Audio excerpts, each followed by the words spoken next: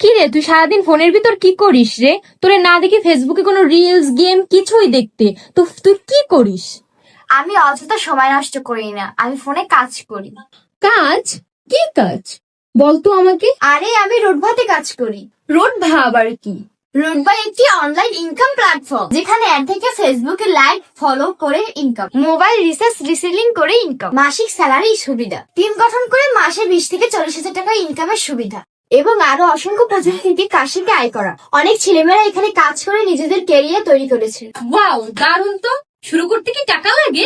হ্যাঁ, শুধুমাত্র 250 টাকা। তাহলে আমাকেও শিখিয়ে দে না কিভাবে শুরু করব।